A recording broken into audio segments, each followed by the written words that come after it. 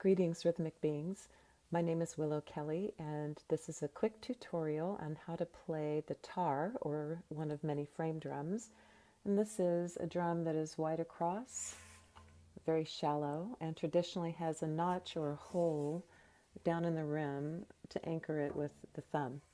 So I'm going to show you both standing and seated position, how to play both of those techniques, and a few of the basic sounds, and then we'll put them together into a rhythm called Saudi, which we jokingly refer to as a standard reclaiming rhythm because we often play it or a version of it for trance as well as energy raising.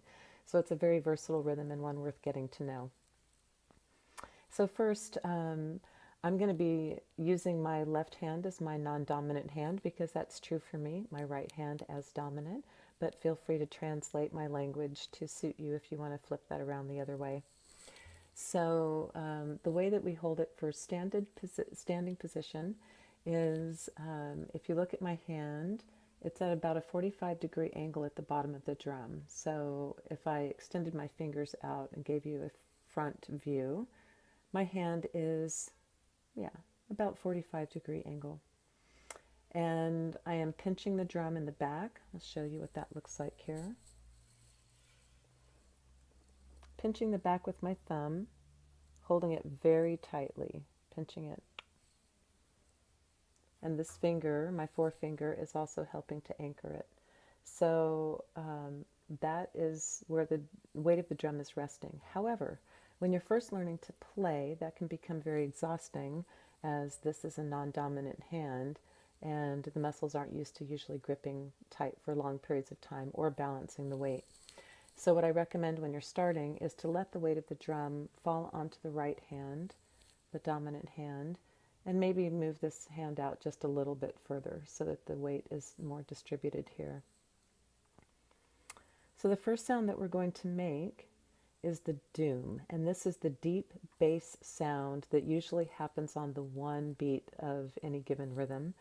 Sometimes it happens in other places along in the rhythm too, as you will see shortly.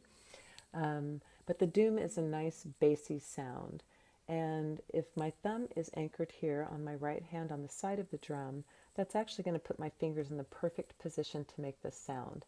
So you can use either the middle finger or the forefinger. You can use other fingers if you like, but these are the traditional ones, middle finger or forefinger. I tend to use my middle. And it's going to be a quick bounce off the drum, a quick play. So I don't know if you can hear that deep bassy sound or if the microphone's any good or not, but you can imagine that it's nice, deep, bassy. I'm going to show you that from the side. So you can see from watching this that my finger is not staying on the drum. You can also see that my finger is not moving alone, that the other fingers are moving with it. It's just the middle finger that's making contact with the drum. That's going to be important in most of the sounds that you make because it will keep your fingers from getting fatigued and give you a more ergonomic way of playing so that you can play longer, faster, more sustainable, less painfully. All important stuff. So that's the first sound, is the doom. And if you can play nothing else, you can play trance by simply playing a heartbeat with those doom sounds. Just a doom, doom, doom, doom.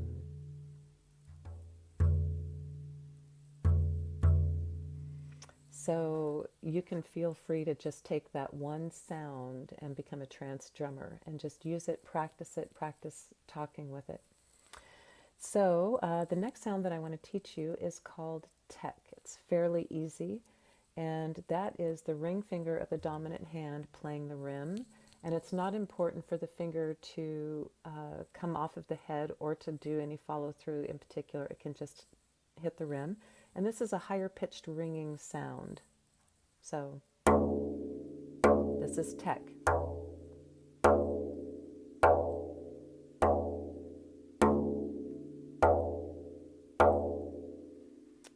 From the side.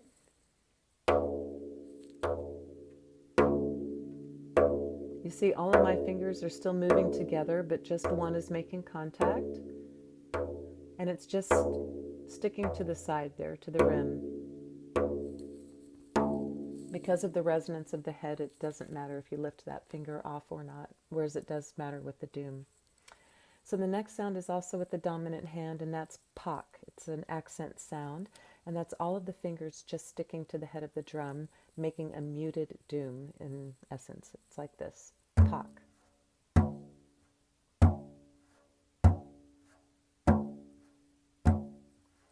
And the last sound that I'm going to teach you is a little bit more challenging, most likely, unless there's interesting things that you do with your hands and your dexterity. And that is to teach you the ka. And that is the same, not the exact same, but a similar sound as the tek up here on the rim, only it's down here on the rim. So this is going to be either my middle finger or my ring finger, again, just on the rim. And that is for the sound ka.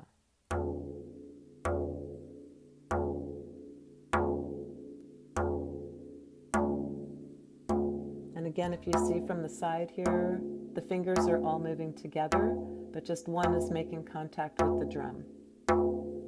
And again, the middle finger can also be used, and you might want to get used to changing fingers there, especially as you're building up muscles in this non-dominant hand.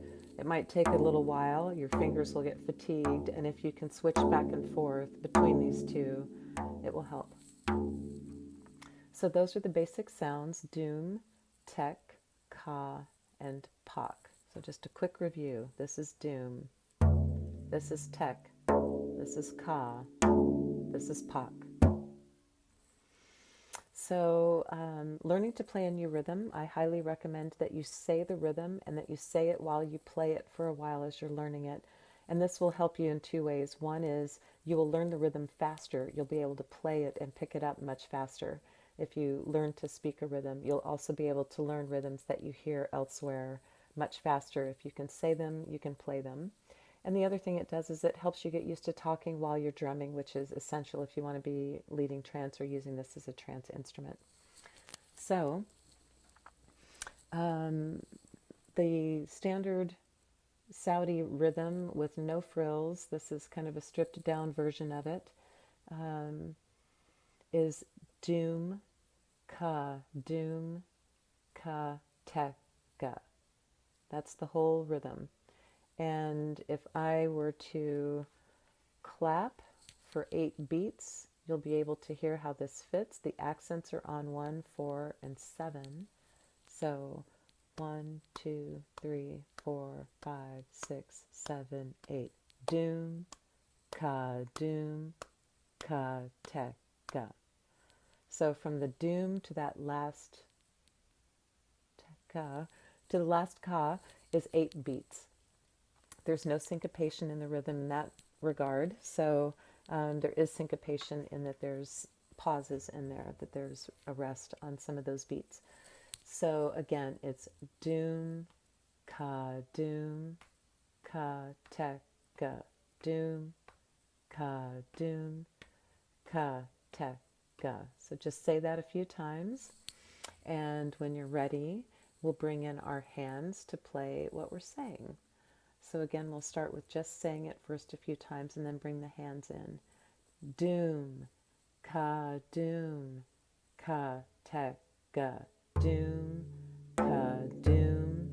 ka, tek, ga. Doom,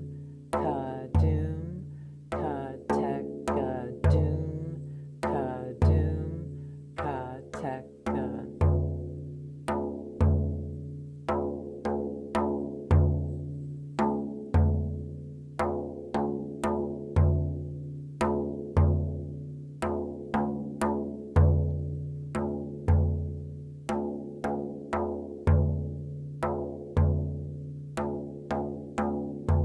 And there's a nice variation for this rhythm, and that is changing that last tek to a pak instead, so it sounds like this.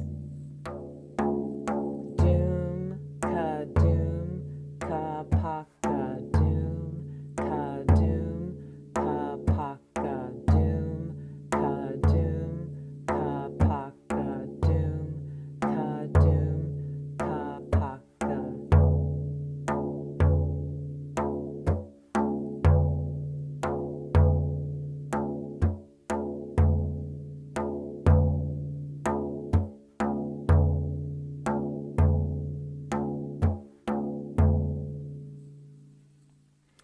So now I'm going to show you the same sounds to play for seated position. And actually the right hand is going to do all of the same stuff. The dominant hand does the same stuff that it did before. Instead of holding the drum the way that we did, what we do is flip it around, rest it on the thigh or the knee, depending on how you're sitting. And the left hand is going to rest on top of it, both anchoring it to your leg and also providing a base for you to play from. And again, you want an angle here with your fingers so that you can play all of the fingers together and still make it to the rim of the drum to get the right sound. So the right hand, the dominant hand, still does doom the same way with that middle finger or the forefinger just coming lightly off of the head. The pak, all fingers sticking to the head, like so. And tek, just the ring finger on the rim. So all of this is the same with this hand. The only thing that changes is how we do the left hand. So with the left hand, it's still going to be the same fingers, either the ring finger or the middle finger making the sound on the drum. You can still keep it anchored with your thumb on the right hand. And again, you're just going to make contact with the rim. And this takes a little practice, but you want to make sure you move all of the fingers together. If you try to just move one finger and do that, you're going to exhaust yourself and not get very far. So all fingers together, keeping the hand holding onto the drum, like there's good contact here, so that the fingers are doing very little work. The hand isn't moving a lot. The shoulders are relaxed. It's very easy, very comfortable to do. So getting a little practice with that. You might also want to do a little follow through. In other words, the fingers do pass the rim a little bit and the hand closes. I find that it's easier to get a stronger sound with a little follow through, but that's up to you, how you want to play.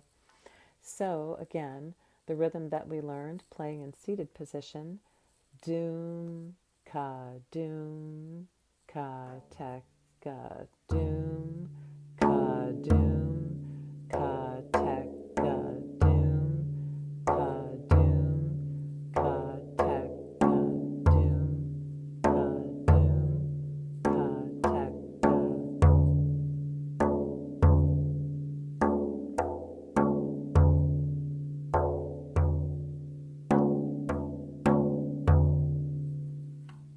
Enjoy!